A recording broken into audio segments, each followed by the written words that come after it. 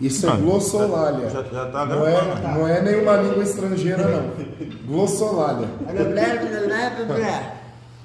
E aí, ó.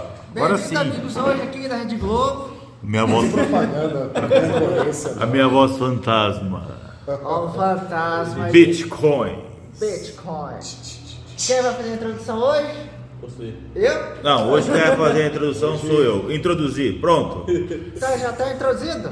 Perguntas para o Gustavo, nosso grande Ô, mestre. louco, mas vai começar a enfiar na minha bunda? Grande mestre sobre bitcoins. Tutu, comece. Pergunta pro cara eu, Ó, aí é foda, ó. Não, vamos lá. O cara já tá fumando tanta maconha aí. Peraí, o ETzinho aqui, ó. O ETzinho é da hora. Vamos lá. Fazer uma propaganda pro ZT aí. Vamos começar como base. O que é o Bitcoin? O que é o Bitcoin? Basicamente, começa pra mim. O que é o Bitcoin? Também tô querendo saber. Ah, você que é. Vai, eu sou só um leigo que um dia quero ser rico. Será? Não, eu quero ser, não sei como. Eu sei que eu não vou ser, mas eu quero ser.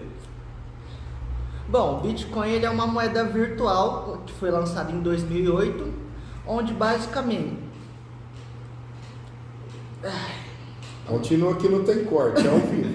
Felizmente, né? Bom, o Bitcoin foi uma moeda lançada em 2008 por um grupo anônimo, ou uma pessoa, não se sabe, onde é uma moeda criptográfica. O que é uma moeda criptográfica? Fala pra nós, Dudu. Eu não sei. Eu não sei nada de Bitcoin. Moeda criptográfica, ela existe só no virtual. Eu sei quanto ele tá valendo. Quanto que ele tá valendo? Muito. Acho que hoje tá uns 30 mil dólares. Muito. Caramba. Então, pô, tá falindo, né, André? Continua. Depois a gente chegaremos lá. Da porradaria. Calma aí. Padaria depois. Mas vamos lá, ele foi lançado em 2008, tananã. Tananã. Papum pro litro, pão doce. O que mais? Vai.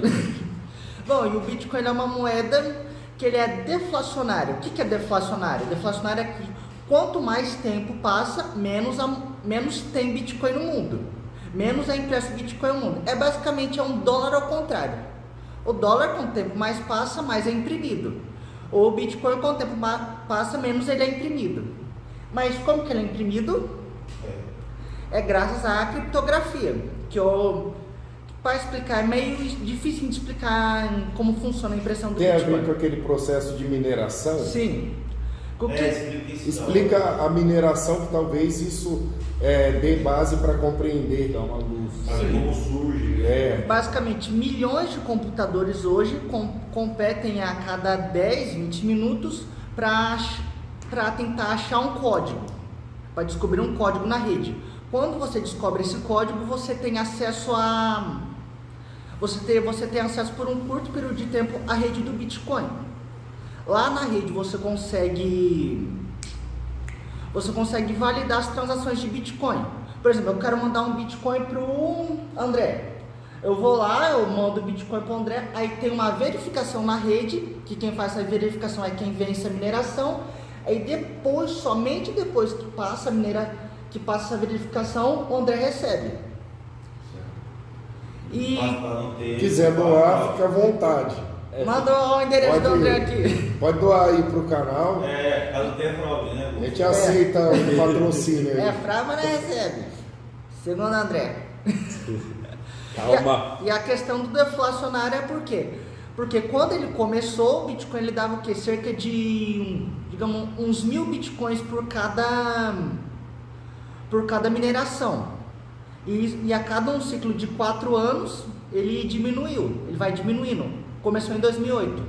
Em 2012, ele diminuiu para 500. Depois, diminuiu para 200. Depois, diminuiu para 100. Na verdade, não é 1000, é um número menor, mas... Hipoteticamente, né? Você usou o meu para exemplificar. Mas hoje, se eu não me engano, o valor que você recebe por cada vez que você vence mineração é algo em torno de uns 500 milhões de satoshi, uns 5 milhões de satoshi que você recebe hoje. Satoshi é a divisão do Bitcoin. Centavos, entre aspas. O Bitcoin ele tem cerca de 100 milhões de satoshis e é meio que uns centavos, para explicar. É o decimal, depois do Bitcoin completo. Boa. Coisa de quem é da área de exatas. Os caras manjam, né? Fazer o quê? Mas a questão do deflacionário vai passando depois de um tempo e a tendência é daqui uns 100 anos de acabar a mineração e as pessoas vêm só das taxinhas da mineração, basicamente. Acho que ficou meio confuso, mas deu para entender, não deu? Deu pra entender. Perguntas, eu daqui de longe. Fala, careca. Posso, hoje, por exemplo, nos dias de hoje, dá para eu ir numa padaria, um exemplo, e comprar pão com bitcoins? Com o Bitcoin em si, a forma originária dele é meio difícil, porque como eu disse, você depende, você tem que esperar os 20 minutos para validar a transação, porém tem outras formas na rede. Tem a questão do Bitcoin Light Network, que também não manjo muito assim, mas para explicar, outro tipo de Bitcoin. É mais para transação comercial. É mais mesmo, para do transação dia a dia, pequena. né? A Não ta- para grande porte. A né? taxa dele é pequena e tudo mais. E também você pode usar os cartões de Bitcoin. Que hoje várias empresas como a Visa, a Mastercard, eles já oferecem parcerias com corretoras. Aí você consegue lá comprar lá, passar o Bitcoin no débito, na padaria, por exemplo. Você usa o saldo do cartão e troca. E explica aquela história do cara da pizza, que ele recebeu um pagamento pela pizza em Bitcoin, quando era irrisório. Aí quando ele teve ciência do quanto valorizou, aí ele foi sacar e estava milionário, uma coisa assim. Tipo assim, meio que dois caras fizeram uma aposta no fórum, falou, assim, meio que dois caras fizeram uma aposta no fórum, falou, eu quero comprar uma pizza com Bitcoin. Falou, você me manda quanto? Eu falei, manda uns 50 mil Bitcoins. Aí o cara foi lá, ele comprou a pizza no cartão e mandou a pizza pro cara e o outro mandou os Bitcoin. Aí ele meio que guardou lá, hoje o cara tá multimilionário. Impressionante. O André... Você faz, dá para criar uma criptomoeda agora, assim? Em tese, qualquer um que não é de programação sabe. Dá. Mas para você ter o valor, você tem que ter uma comunidade, tem que ter tudo mais, né? Por exemplo, você tem que ter uma comunidade, você tem que ter uma ideia de projeto. Hoje acho que tem centenas de milhares de projetos. Agora, os que dá certo, você conta nos dedos. Entendi. Os que são maiorzinhos, que hoje é Ethereum, que ele é mais voltado para criar milhões de criptomoedas, criar jogo. Hoje tem a Monero, que é para a questão de privacidade. Tem a questão do Adhesion, as outras lá que também é meio que uma variável lá do Ethereum. Projetinho praticamente qualquer um pode criar em um dia, se a pessoa for boa, mas dar valor é outra coisa. E aí que chegamos na parte interessante da coisa. Vamos fazer pro outro episódio ou quer que eu já pegue a bengala ali atrás? Por exemplo, o que é interessante é o seguinte: quanto que valia um Bitcoin em 2008? Que eu me lembro era centavos de dólar, se não estou enganado. Tem como pesquisar isso na internet? Na mão aí, pesquisa aí. Mano, era centavos de dólar, se eu não me engano. Acho que era um centavo. Não, um centavo era de menos, dólar. acho que era menos que isso. A partir de 2012 ali, que teve o primeiro halving lá, se eu não me engano, o preço foi para $2.000. $2.000 ou 200. Tá. Não, eu quero saber quando ele não valia nada, não quando ele passou a valer. Eu pesquisei aqui. Isso, Qual data? vê 2008. 2008. A nossa edição vai pesquisar. A né? voz misteriosa do além vai pesquisar. O Sombra. O valor do Bitcoin. Pera, Hoje o pesquisa Renan tá meio no deprê, não quis. Tá meio triste aí. Ó, Palmeiras perdeu. Não, Palmeiras ganhou, né? Rapaz, nem acompanha o jogo, faz tempo, 3-1 contra o Fortaleza. Qualquer dia a gente tem que falar de futebol. Né? A gente podia chamar aqueles caras de ó, seleção em em foco, né? 2009, Oh, verdade, esse cara é gente boa. Esse cara é top, hein? 2009 ele valia menos de $1. Quando ele foi Isso. lançado em 2009. Era menos de O $1. meu irmão quis comprar e eu falei pra ele não comprar. Olha lá, e era Tá furada. pobre, tá pobre por seu quê? primeiro registro de preço aconteceu em 2010, quando superou 5 centavos. 5 cents. 5 centos de dólar. O seu preço mais alto em 2010 foi de apenas 0,39. Põe a cadeira mais perto aqui para captar, senão... É bom, né? Então, o preço mais alto de 2009 foi 0,39 centavos, que hoje em dia dá mais ou menos 300 mil reais. Ok, ó, mas Centavos aí... de dólar, lembra? Aí que vamos a parte obscura da coisa. Não, Vamos deixa lá, eu vai lá, falar. vamos voltar então, vai. Em 2009, certo? Quando ele foi lançado, tá aqui constando no Google, ele Famoso valia site menos, burro. valia menos No Google. valia menos $1, certo? Certo. Dólares. O primeiro registro de preço aconteceu em 2010, quando superou os 5 cents, né? 5 cents. O seu preço mais alto em 2010 foi de apenas 0,39. Certo. Não é nem meio dólar. Pô, é interessante. Mas aí que Não, tá. mas vê pra mim quando ficou na época do halving aí, em 2012, ele mais ou menos. 2012, vamos ver. 2012, 2013. Vai ficar mais ou menos assim, um pouco em reais, assim, uns 8 bilhões. É, mais ou menos isso aí. Já dá pra comprar metade da Venezuela. A Venezuela, a propósito, vai voltar a entrar a 13 dólares. 13 dólares? 13 dólares ele já valia um Bitcoin em 2012. Dá pra comprar um também mais alto. Interessante. Ó, Playboyzinho anterior, né? vamos lá. E assim, por que o Bitcoin ele é, entre aspas... Agora, em 2013, só cortando, chegou Sombra a tá valer... foda, hein? A voz está foda. Chegou a valer 1.120 1.120 dólares. em 2013. É, que aí eu acho que foi ali quando o Ravi começou, É, então. Por que o Bitcoin, nesse caso, nesse cenário, ele é mais, vamos dizer assim, você tem a visão libertária, é isso? Sim. Não, eu não tenho muita base a respeito disso, mas deve ter alguma correlação que te remeta à ausência de um Estado controlando ali. Sim. E nesse contexto, essas criptomoedas seriam alguma coisa útil ou vantajosa? Vamos dizer, por que o Bitcoin e não o dólar?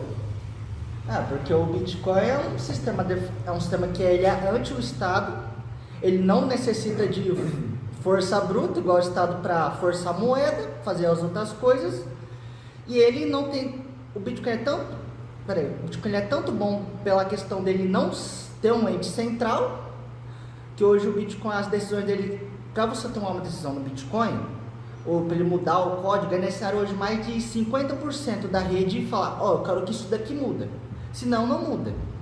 Isso é feito como? É um fórum? É a questão de quem vence a mineração. Quem vence a mineração lá vai lá, eu quero assim, tem meio que uns dev secreto que fala, a mineração vai acontecer isso aqui, vocês querem ou não? Aí o cara vai lá, quando ele vence, e fala, eu sou a favor. Não, eu sou contra. Entendi. Porque assim, não sei se o João Vitor quer fazer alguma pergunta. Não, eu só queria saber, bem básico assim, tem como, por exemplo, eu hoje ser milionário no Bitcoin e amanhã não ter mais nada? Tem como você ser hackeado, né? Não tô falando de ser Não, hackeado. dentro não tô falando de- da regra do jogo. Não tô falando de ser roubado, Bitcoin, tô falando de realmente, vamos supor, Uma quebra da bolsa. colocar em valores, uma quebra da bolsa. Até hoje. Ou até mesmo Que ocorre ou até mesmo no uma dólar real. ou até sim. mesmo uma pane na interweb e causar algum erro nisso e eu perder tudo. É possível isso acontecer? Pra perder assim, na questão, por exemplo, eu vou explicar 2 cenários. O primeiro é do Bitcoin ele perder valor. Todo mundo, aí isso é comprovado por gráfico, todo mundo que rodou o Bitcoin em 4 anos, nunca saiu no prejuízo. Certo. E a questão também da internet, hoje o Bitcoin é um sistema, ele é tão bom que não necessita nem de internet. Por exemplo, tem gente que usa a questão de SMS para enviar Bitcoin, tem gente que usa a questão de satélite. O Bitcoin ele é muito hoje amplamente usado em países mais subdesenvolvidos, como a África, os países da África lá, que desculpa, não sei o nome, mas... Sim, e isso Deixa é eu interessante. mandar pra você. Até na América Latina tem país que fez reserva em Bitcoin. O El Salvador lá. Nesses países é muito difícil a questão bancária. Aí, você vê lá, a pessoa vai lá, simples, chega numa lojinha lá, passa o Bitcoin um light lá e acabou. Ele vai lá e compra mercado, vai lá, faz compra das coisas. tem muito país, não é É só o forte Bitcoin. isso na América Latina e nos países africanos? Nos países que é mais subdesenvolvido, que a maioria da população não tem Terceiro acesso a mundo. bancário, essas coisas aí, é bastante. Na Rússia também lá, quando bloquearam o dólar, o pessoal começou a usar também bastante. Certo. Então está sendo uma alternativa, então. Sim. Eita. Não só o Bitcoin, como as outras moedas também. Então, eu queria que você citasse o nome de algumas.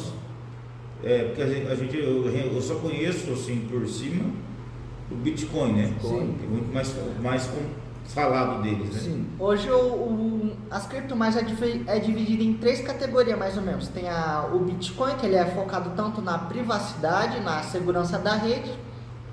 Tem o Ethereum, as outras moedinhas lá. O Ethereum está vinculado ao metaverso também, né? Dentre outras coisas, né? Teve bastante projetinho que usou a base do Ethereum para meio que fazer o...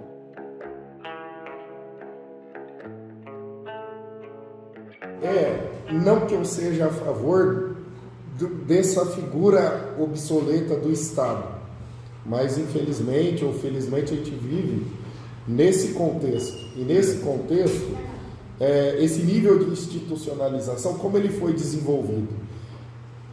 Vou falar aqui em linhas gerais. Havia antigamente um escambo, era um troca, feijão por milho, por exemplo. E aí havia o excedente. Mas às vezes o cara queria alguma coisa diferente, ou ele queria guardar. Às vezes queria trocar o milho e lá, era ele estragava. perecível. Beleza, vamos inventar o dinheiro. Normalmente eram metais preciosos para ter um valor. Ou seja, a ideia de dinheiro tem a ideia de valor. Né? Durabilidade, né? Também, durabilidade, o valor. Preço ouro, né? Tinha que ser alguma coisa ali que fosse relevante. Até, muito embora na história há relatos de que coisas que hoje seriam ridículas foram usadas aí no começo, mas beleza. Penas, búzios, na água. Várias coisas. Diamantes. Que talvez tivessem um valor diamante espiritual, até hoje, né? Cultural. Hoje em dia Cultural. tem diamantes, né? Você pega Que é um valor ideológico, também é válido. Mas aí o que acontece? Roma, quando tentou, o Império Romano, quando tentou financiar uma grande investida, uma grande guerra, misturou o ouro com outros metais. Aí começou... E aí criou a inflação. Sim. E aí... Ou seja, é o que fizeram na pandemia, né? Imprimiram reais, imprimiram dólares. E o duro é o seguinte, até hoje. o dólar, ele é impresso, só que quem paga a conta é o terceiro mundo. É legal isso, né?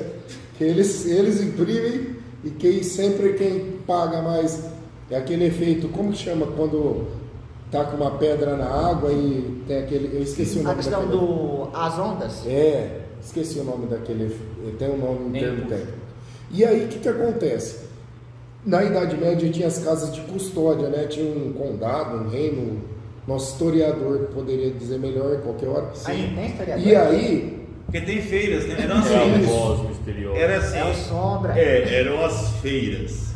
Então, por exemplo, na França. e Você tinha, ninguém tinha casa você de tinha uma custódia. feira de Paris e você tinha a feira, por exemplo, de Champagne na França. Sim. Quando eu saía do meu feudo com moeda, Isso, eram feudos, era esse o termo. quando eu saía do meu feudo com moeda, eu atravessava para fazer compra em outro feudo, que era outra moeda, Sim. existia esse câmbio. Sim, Cambista. exatamente. Então existia esse cara que trocava a moeda. E é aí que eu te digo uma coisa, a igreja condenava a usura, e ali já estava um judeu, muitas vezes que era um serviço indigno, era indigno, mas os caras estavam ficando ricos. Primeiro que a religião deles Prega estimula o prosperidade. cara. Prega prosperidade. E aí a igreja católica abominava a usura, os juros. Aí é interessante, sabe por quê? Porque dentro desse processo histórico, quem vai é o processo de nacionalismo, é um processo de unificação de reino, Sim. que é para quê? Para poder quebrar as patentes de moedas diferentes em cada feudo. Sim. Então, ou seja, vamos supor que o Brasil era um reino, só que o reino era dividido, então cada estado brasileiro tinha sua moeda, era seu feudo, sua moeda. Seus senhores feudais. Então, ou seja, para ficar mais rentável e circular maior do que o comércio, você unifica a moeda. É o que, que o Lula propôs fazer aqui no Mercosul, é o que fizeram na zona do euro. Sim. E aí que tá. Agora a ideia de valor atrelada ao dinheiro. Em algum momento da história, o dólar ele foi atrelado ao padrão ouro, né? Agora mudou para o petrodólar, é isso, né? Não, hoje é papelzinho confiado. Hoje a lastredade é de político. Político fala, ó, vamos imprimir dinheiro até só acabar a pandemia. Não, beleza. Não. Então vocês estão usando até hoje. Mas tem um mecanismo na economia. Imprimir o dinheiro não é o certo, imprimir dinheiro sem lastro. Porque se, por exemplo, a reserva, eu vou jogar em números baixos aqui, hipotético, só para ilustrar. Como que eu dito o valor do dinheiro? Se eu for criar uma moeda nova no Brasil, não, vamos falar do dólar que já existe, ou do real, dólar e real. Como que eu sei que o dólar vale $1, por exemplo?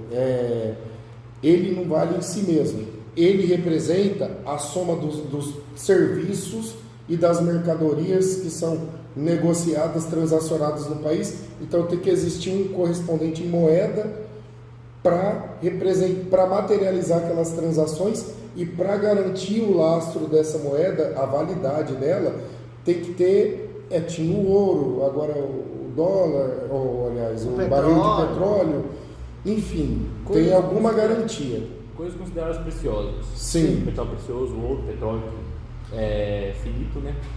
Exatamente. Só que aí tem um detalhe. Não é à toa que os árabes da OPEP, né, Organização para exportação de petróleo, né? Sim. Produtores de exportação de petróleo, a OPEP, os árabes, os caras nadam em dinheiro, né? Ó, boa. Falando nisso, deixa eu pegar aqui.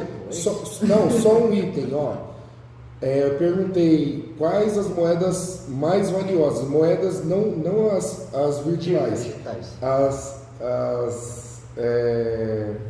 oficiais de um estado. Ó. O dinar do Kuwait, o dinar do Bahrein, o rial de Oman, o dinar da Jordânia, a libra esterlina, o franco suíço, o euro, balboa panamenho, o dólar bahamense e o dólar americano. Ó, que engraçado, o dólar americano está lá atrás. Kuwait, dinar, etc. Aí eu te pergunto, por que não se investe, por exemplo, no dinar do Kuwait? Foi que eu aprendi em economia na faculdade. Até euro. Por que o euro, que foi mais valioso do que o dólar, não era o indexador e era o dólar? E por que hoje, mesmo com o surgimento das criptos, ainda o dólar é tão presente? Embora eu vejo aqui um esforço na América do Sul, teve na Europa, de sair do dólar. Agora a Rússia e China, na África, na Arábia. Por que o dólar e não assim, o Bitcoin, beleza, ele valorizou muito em pouco tempo. Isso quebra um pouco esse conceito está atrelado a quê?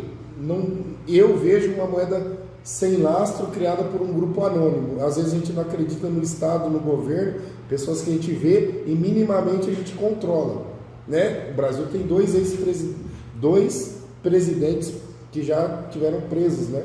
Sim. E possivelmente terá o terceiro, né? Sem entrar no mérito. Dois que sofreram impeachment, etc. Nos Estados Unidos também. Agora um grupo anônimo que eu não consigo nem saber quem é, que dita, enfim.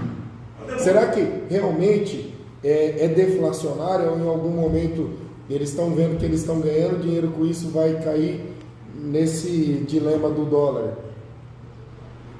A ambição humana, todo grande império ruiu no seu auge. Sim.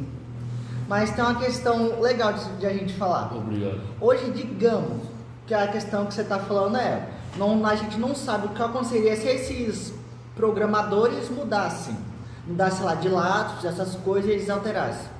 Digamos lá, hoje 50%. alguma organização comprasse lá milhões de computadores e tomasse 50% lá da mineração, o que ia acontecer? Nada. Por quê? Porque o Bitcoin, ainda assim, a rede ia ficar... A parte da rede que ia falar, não quero isso aí, ia continuar. Essa questão é muito complicada, tem muita questão de computação, negócio de... modems, de verificação, assim, é meio complicado de falar. Mas, basicamente, se hoje tivesse um ataque que tomasse 50% da rede do Bitcoin, mesmo assim, ia continuar. Ia continuar de uma outra forma. Que isso já aconteceu. Já aconteceu uma vez lá de acho que uns 10, 20% da rede queria fazer um Bitcoin que não fosse a base da mineração, de consumir energia elétrica. Queria fazer meio que um Bitcoin que fosse imprimido, sei lá, esqueci a forma, que é o Bitcoin Cash. Ele não ia usar a forma de mineração para dar que gasta energia elétrica, acho que uns 10%, menos que isso da rede quis fazer isso. O que aconteceu? Eles fizeram. Hoje quem tem Bitcoin continua usando o mesmo sistema padrão. Já o pessoal que foi pro Bitcoin Cash está lá. A moeda não vale nem, acho que 8.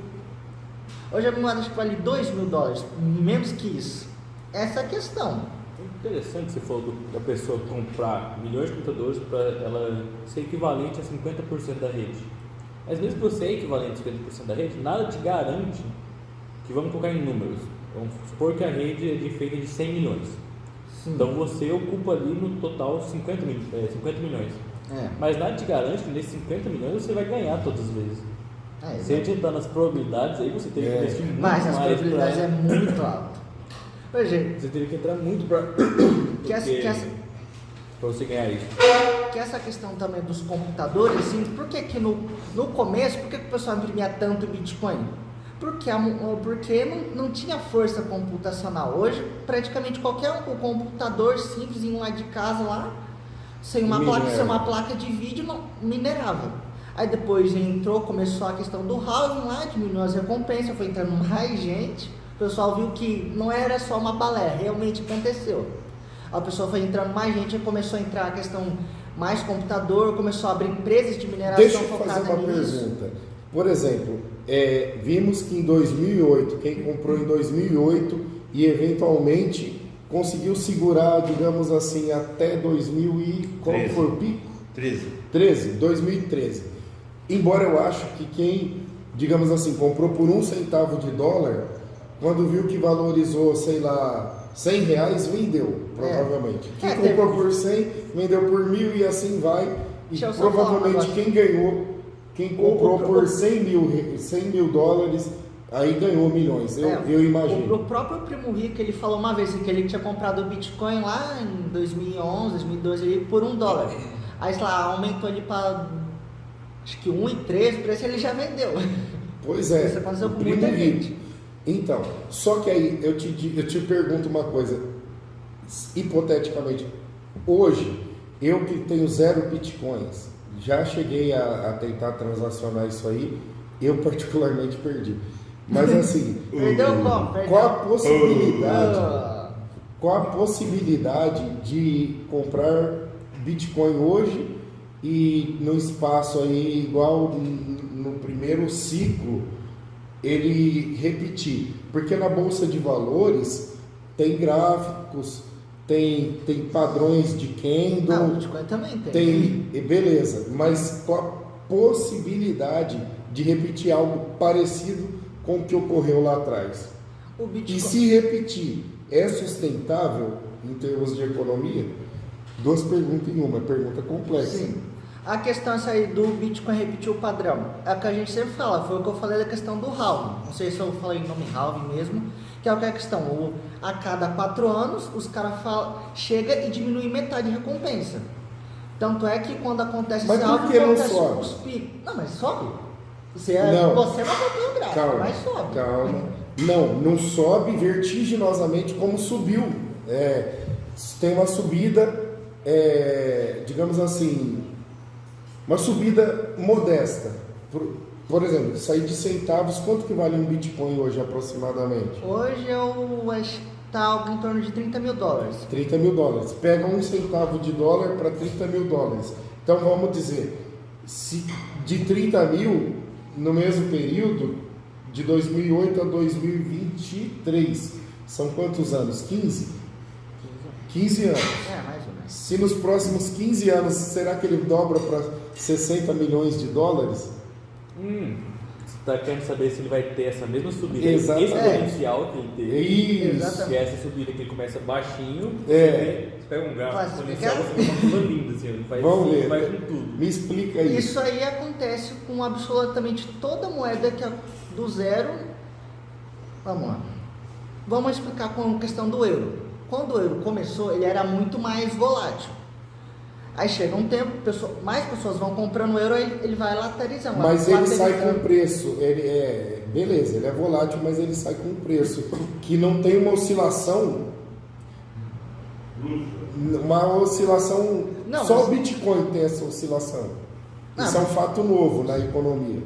Tanto que os economistas não acreditavam no Bitcoin no começo. Na acreditar, tomou tudo no cu hoje. Mas vamos lá, a questão do euro, você mesmo que você pegar o euro desde a época que ele foi criado até hoje.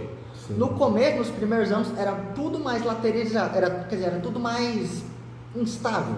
Os gráficos eram muito mais altos, e no passar dos tempos, no passar dos anos, foi lateralizando, tipo arco-íris. Beleza. É a mesma coisa que acontece com o Bitcoin. O Bitcoin no começo ele tinha umas subidas gigantescas de gráfico. Hoje, quanto mais o tempo passa, mais ele vai lateralizando, como um arco-íris. Só que aí tem dois paradoxos em termos de economia. Primeiro, vou usar o euro e o real. Beleza, tinha uma certa oscilação, mas chega uma hora que precifica. Por exemplo, se eu vender ações da empresa tal por um preço acima da média, talvez eu ganhe um dinheiro ali. Uma hora alguém vai pagar a conta, precifica. O real era mais caro que o dólar quando ele lançou. Esse era o preço dele. Beleza, indexou, ferrou as exportações, mas deu poder de compra para o povo. Então, assim, o governo fez uma escolha política de dar mais poder de compra para o cidadão em detrimento das exportações. Resolveu o quê? A inflação. Sacrificando ali a balança comercial. Beleza. Só que aí, em 4 anos, o dólar alcançou e depois rompeu. Por quê? Em economia, as oscilações de moeda, elas precificam. Então, imprimir papel, você desvaloriza o dinheiro, porque sempre o dinheiro em circulação ele tem que corresponder a um lastro. E o Bitcoin, ao crescer de $1 centavo de dólar para 30 mil dólares, ele não mostra um lastro, porque nenhum serviço, não houve, não há bens, não há... É a mesma coisa que imprimir papel. Um dinheiro que começa a valorizar artificialmente por um ente, não tem um ente que controla, enfim. Esse é um paradoxo. O outro paradoxo é de que na economia, se a inflação é criada pela emissão exacerbada de papel, de moeda e tal, então, se diminuir a quantidade, e essa manobra é feita pelos governos na intervenção no mercado, na economia, por exemplo, o Brasil, quando quer fazer um superávit primário, quando quer fazer qualquer manobra ali, o Brasil ou injeta mais dólar na economia ou tira dólar.